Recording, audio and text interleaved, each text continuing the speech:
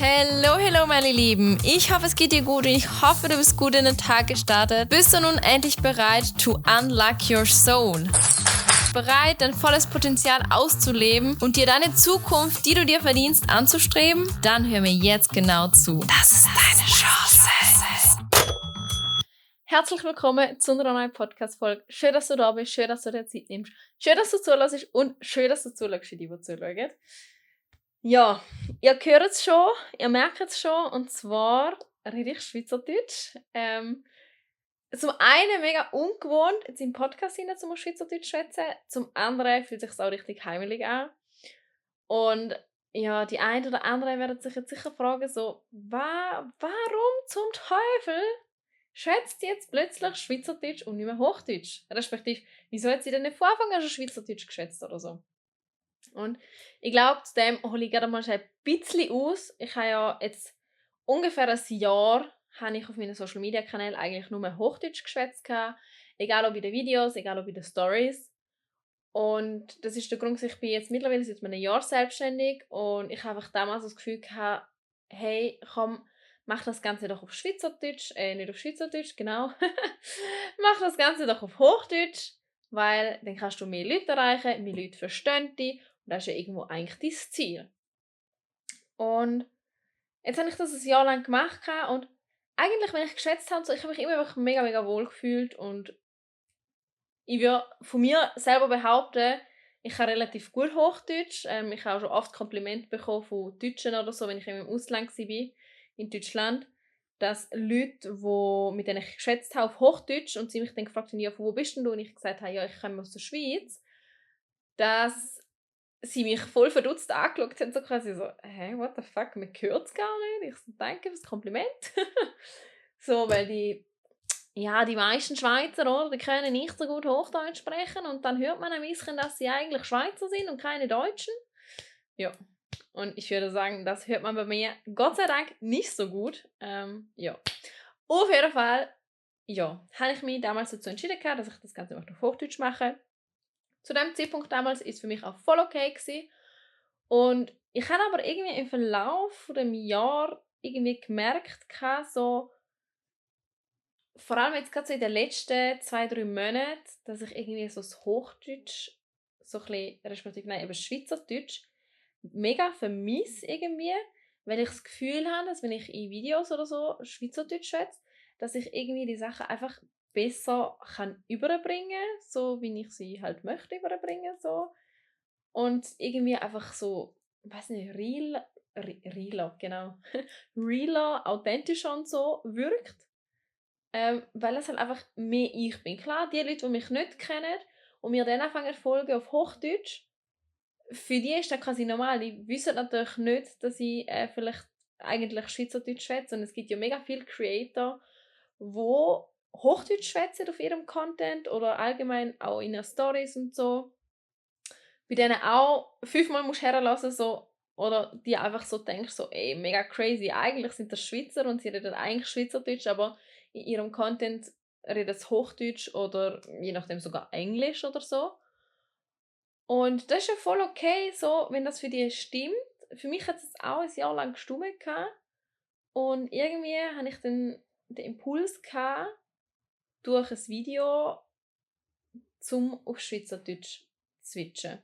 Oder zumindest zum Ausprobieren. Das heisst, für mich ist das Ganze jetzt auch ein Ausprobieren. Wie ist es und wie kommt es auch an? So, kommt es besser an, wenn ich auf Schweizerdeutsch schwätze? Oder merke ich nicht wirklich einen Unterschied? Sollte ich nicht wirklich einen Unterschied merken, werde vielleicht nochmal in mich reingehen. Ich sehe es. Ich werde noch ein paar Versprechen in dieser Hinsicht geben. Ich rede sicher klarer auf Hochdeutsch, wenn ich langsamer schwätze. Auf Schweizerdeutsch rede ich je nachdem vielleicht relativ schnell. Dann I'm so sorry. Auf jeden Fall werde ich dann sicher vielleicht nochmal in meine fühlen und mir nochmal Gedanken machen.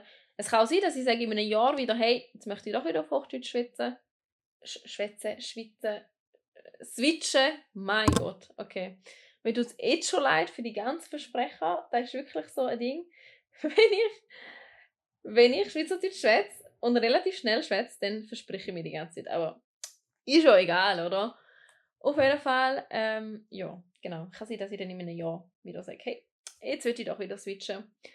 Jetzt möchte ich aber ganz kurz die Story dazu erzählen, wie dass ich dazu gekommen bin, dass ich jetzt irgendwie mal einen Impuls hatte, um doch auf Schweizerdeutsch zu switchen. Und zwar war es so, dass ein Brand einen Videoaufruf gemacht hat, dass sie eine Freundesgruppe suchen für eine Kampagne. Und du dann quasi bei der Kampagne kannst du dabei sein und für da musst du ein Video machen mit deiner Freundesgruppe und quasi sagen, wieso, dass du die richtige Freundesgruppe für die Kampagne bist. Und ich habe das hure cool gefunden und habe gedacht, boah, das wäre sehr nice, um dort dabei zu sein.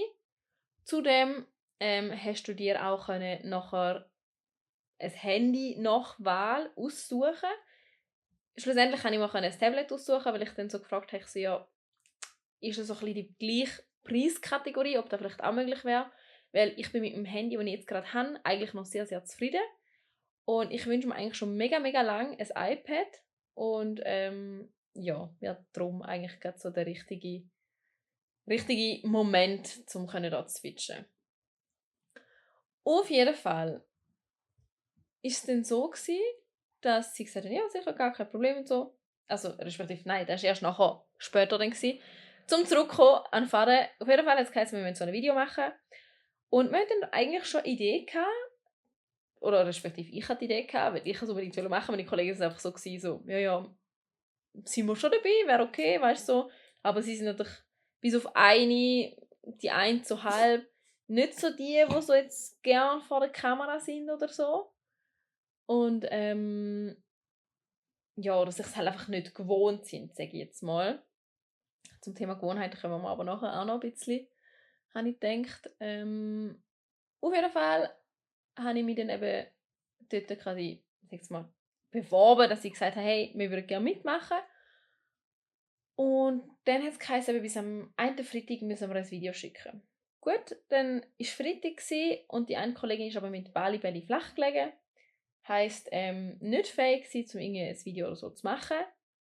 Und ich hatte eben so eine Idee gehabt, dass man so ein Video machen könnte, wo quasi so das Handy liegt am Boden, dann machst du mit dem Fuß, also für die jetzt so schauen, die sehen es ein bisschen, wie ich es darstelle.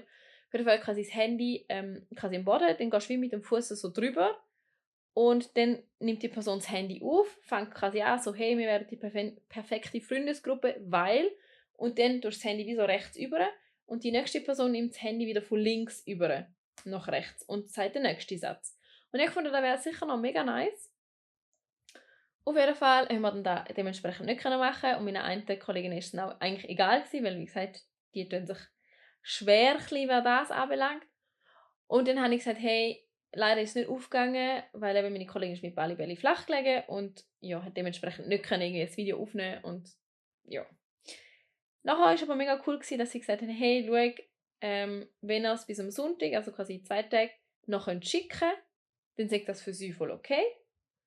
Und ja. Und dann war es Sonntagabend. Meine ein, 2 Kolleginnen sind bei mir, weil wir am nächsten Tag geplant haben, um etwas zu machen.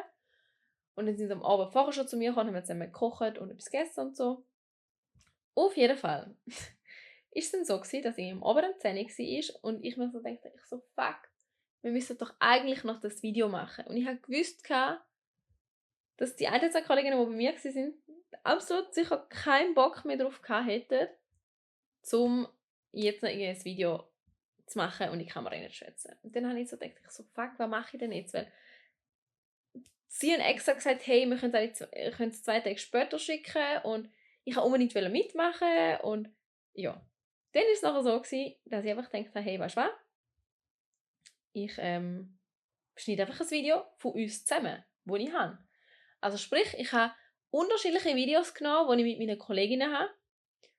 Und Fun Fact nebenbei, die einen 3 haben sich eigentlich, die einen 2 haben sich, ich sage jetzt mal, ich kenne alle und die einen 2 haben sich closer kennt, die einen 3 haben sich aber gleich auch kennt, weil sie sich von meinem Geburtstag kennt haben und die eine, die dabei war, die haben es eigentlich gar nicht, also sie haben sie kennt quasi von mir und von meinen Stories und so, aber sie haben noch nie persönlich eigentlich mit ihr etwas zu tun gehabt oder so. Auf jeden Fall habe ich dann aber das Video natürlich mit allen zusammengeschnitten, obviously.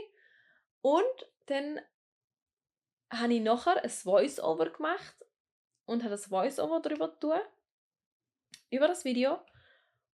Und dann war der Moment, wo ich das gelesen habe, 2-3 Mal, wo ich irgendwie gefunden habe, so kann ich irgendwie, das ist mega cool, weil ich es auf Schweizerdeutsch gemacht. Und es sind irgendwie mega cool so auf Schweizerdeutsch, so das Voice-Over. Und ich sehe immer wieder Videos, wo quasi Leute Videos zusammenschneiden und dann ein Voice-Over darüber machen oder irgendwas Cooles erzählen. Und ich habe immer so cool gefunden und irgendwie habe ich immer das Gefühl, so, weiß auch nicht, so wenn ich das auf Hochdeutsch mache, dann tönt es einfach so falsch, so nicht real und habe es darum nie wirklich gemacht. Und, oder vielleicht eben 2, 3, 4 Mal oder so. Auf jeden Fall habe ich es nicht oft gemacht, weil es sich irgendwie komisch angefühlt hat. Ja, auf jeden Fall habe ich da Voice-Over dann gemacht und eben, es hat sich so cool angefühlt und dort hatte ich so den Moment gehabt, wo für mich so war, hey, was ist, wenn du einfach wieder auf Schweizerdeutsch switchst? Wenn du einfach wieder das schwätzt, worin du dich so richtig, richtig wohlfühlst. Also ich meine, auf Hochdeutsch habe ich mich auch wohl gefühlt, nicht falsch verstehen, gar nicht. Ich habe mich nicht wirklich auch richtig wohl gefühlt, aber Schweizerdeutsch ist halt einfach meine Heimatsprache, meine Muttersprache, ja, und darum ist irgendwo natürlich klar, dass man sich in dem natürlich dann einfach nochmal ein Spürchen wohler fühlt, wie jetzt auf Hochdeutsch, auch wenn es relativ ähnlich ist. Ja, auf jeden Fall ist es dann so weit gekommen, eben, dass nachher, um jetzt die Story von dieser Kampagne abzuschliessen, gekommen ist, dass wir dann eben Nachricht bekommen, eben, wir sind in der engeren Auswahl und so, mega cool. Und im Endeffekt haben wir nachher Bescheid bekommen, hey, wir hätten euch gerne als die Freundesgruppe dabei. Richtig, richtig cool. Und ich habe mich ultra gefreut. Einfach so, ja, richtig, richtig Freude hatte ich. So, dass es sich gelohnt hat, zum gleich noch an dem Abend noch sitzen und das machen. Und ja. Und ich habe irgendwie, weiß auch nicht, ich habe im Vorhinein schon im Gespür gehabt und habe das Gefühl, so, wenn ich da mitmache, ich weiß, dass ich quasi, dass wir genommen werden, sozusagen. Weil bei so Sachen habe ich immer ein mega gutes Bauchgefühl. Zum Beispiel auch bei Gewinnspielen oder so. Wow, meine Kolleginnen verfluchen mich einmal, was Gewinnspiele anbelangt, weil ich schon so viel Gewinnspiele gewonnen habe. Also es ist wirklich krass. Und wenn ich bei gewissen Gewinnspielen mitmache, ich weiß nicht, aber ich weiß einfach in dem Moment, wenn ich mitmache, weiß ich schon, ich gewinne. Das ist einfach so ein Ding in mir. Ich gehe auch schon mit dem Gedanken natürlich auch her, so, ich gewinne. Punkt. Ich gewinne.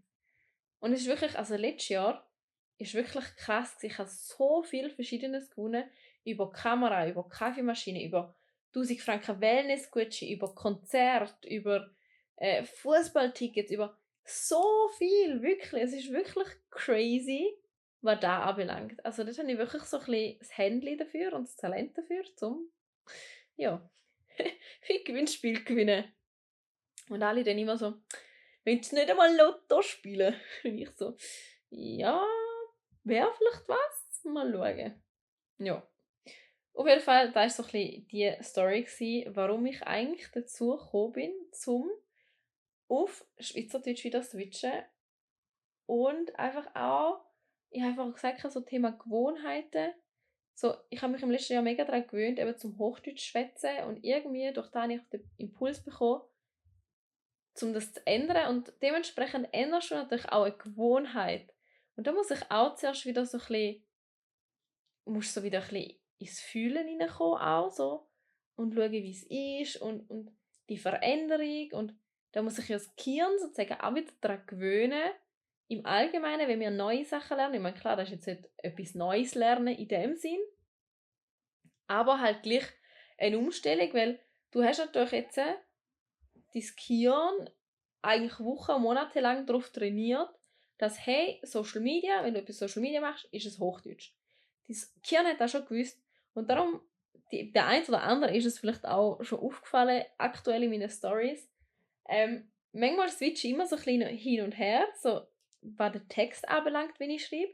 So manchmal tue ich den Text, den ich noch reinschreibe in die Story, auf Hochdeutsch machen und manchmal auf Schweizerdeutsch. Dort bin ich aber noch unschlüssig, was ich effektiv wirklich mache. Oder ob ich es einfach genau so lasse, dass ich es je nach Gefühl mal Schweizerdeutsch, mal Hochdeutsch mache. Weil, ja, irgendwie manchmal dann tue ich Hochdeutsch und dann irgendwie wieder Schweizerdeutsch. Und das Ding ist halt beim Hochdeutsch, beim Schweizerdeutsch ist bei mir natürlich sehr nice. Für die mich besser kennen, wissen, ich kann mit Rechtschreibung und so gar nicht anfangen. Wirklich, das ist einfach eine riesige Schwäche von mir. Rechtschreibung. Du kannst mir gerne Zahlen, Mathe, Rechnen, Liebe über alles, kann ich gut. Aber Deutsch, Rechtschreibung, Gross-Kleinschreibung, Satzstellungen und so weiter, das ist wirklich schon, seit ich klein bin, seit ich in der Schule war, ist das einfach eine Schwäche von mir. So, ich kann das nicht, ich check's nicht, ich versuche mich zwar jetzt immer mehr so ein bisschen zu versuchen, dass ich es auch ein bisschen lerne, so hey,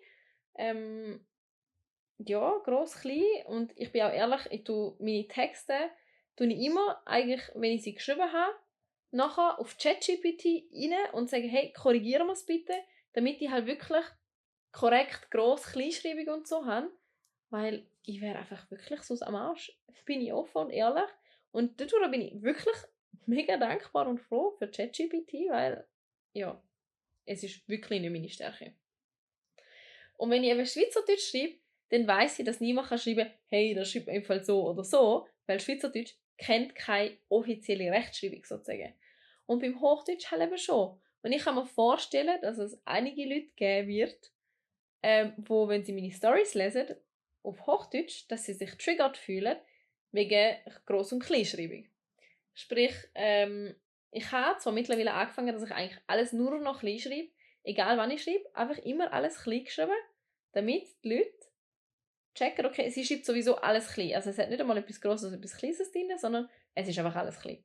Damit niemand etwas sagen kann, weil ich kann einfach sagen, hey, ich schreibe einfach immer alles klein und ist mir egal. So, ja.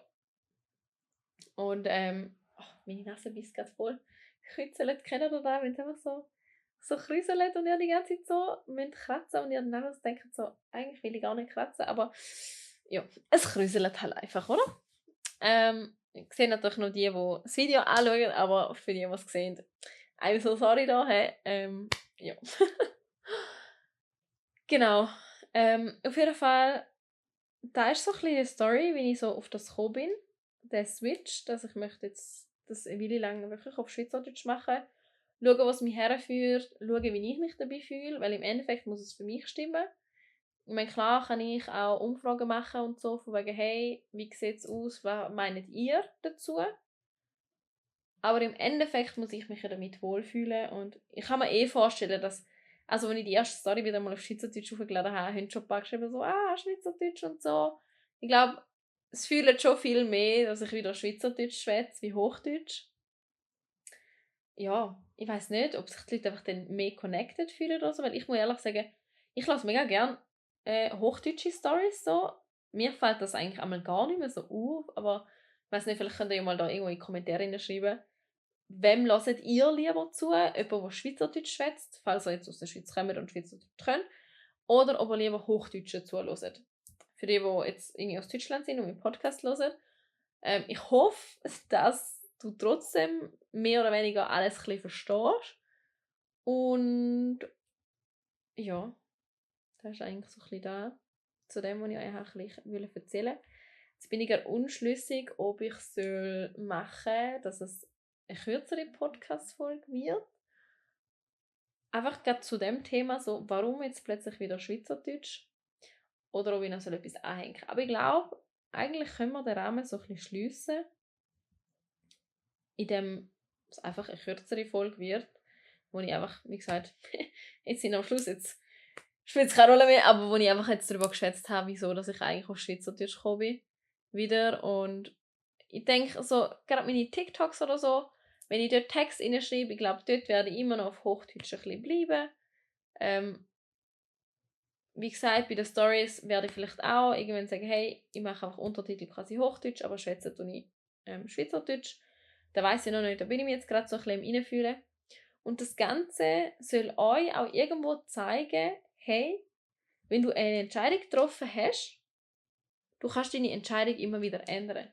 Das heißt, nur weil ich vor einem Jahr die Entscheidung getroffen habe, dass ich jetzt möchte auf Hochdeutsch switchen, kann ich genauso gut wieder die Entscheidung treffen, zu sagen, hey, ich switch wieder auf Schweizerdeutsch. Das ist switchen und Schweiz, die Wörter sind einfach, ja.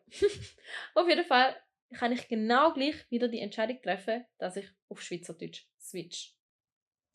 Und da hat niemand was zum Sagen, niemand was zum Anmerken, weil es ist meine Entscheidung. Ich muss mich wohlfühlen, für mich muss es stimmen und genauso ist es bei dir. Wenn du eine Entscheidung getroffen hast vor einem Jahr und du dir so denkst, so, ja, aber ich kann doch jetzt nicht wieder irgendwie switchen oder meine Entscheidung ändern, weil ich habe mich ja vor einem Jahr dazu entschieden. Was denken denn die Leute, wenn ich jetzt mal meine Meinung wieder ändere? Quasi, ich bin nicht standhaft oder man kann mir ja nicht glauben, weil ich ändere ja immer meine Meinung und so weiter und so fort. Das sind alles so Gedanken, die in einem Kopf rein so abspielen können, auch bei mir, obviously. Ich kann auch denken, so, jetzt habe ich mich vor einem Jahr dazu entschieden, Hochdeutsch, und jetzt switchst du einfach wieder und im Podcast hast du einfach auf Hochdeutsch angefangen und jetzt wieder Schweizerdeutsch und und wenn du nachher in einem Jahr wieder switchst, ist doch voll komisch und so weiter und so fort. Und so, nein, ist es nicht. Weil im Endeffekt muss es ja für mich stimmen und für niemand sonst. Ich meine, wenn irgendjemand ein Problem damit hat, dass ich jetzt meinen Podcast plötzlich anfange auf Schweizerdeutsch machen, dann ist es sein Problem. Dann ist es nicht mein Problem. Es ist sein Problem. Weil ich sage ihm nicht, er muss meinen Podcast hören. Aber wenn er hören will, dann wird er sich halt damit anfreunden, dass ich im Moment für unbestimmte Zeit den Podcast finally auf Schweizerdeutsch mache. Und ich bin mega gespannt, wie es bei euch ankommt.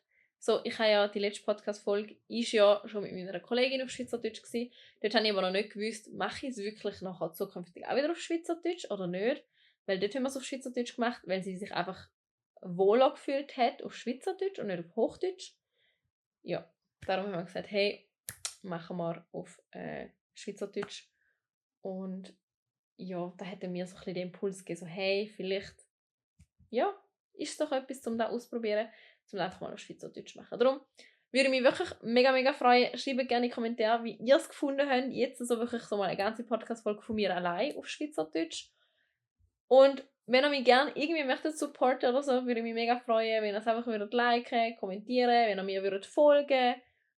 Da würde mir echt mega, mega helfen, mich mega unterstützen. Und Support ist kein Mord, oder? Wie es so schön heisst, Support schadet nie. Es kostet euch nichts, um irgendwie ein Like, ein Comment oder so groß da zu lassen. Aber für mich ist es mega wichtig und wird mir mega viel bedeuten. Darum danke dafür schon mal im Vorhinein, wirklich. Und ja, dann würde ich sagen, kommen wir mal zum Ende von dieser Podcast-Folge. Schön, dass du da warst. Schön, dass du Zeit genommen hast. Nicht vergessen, sei verdammt stolz auf dich. Du bist ein wundervoller Mensch. Fühl dich ganz fest gedrückt und fühl dich geküsst. Ciao, meine Liebe.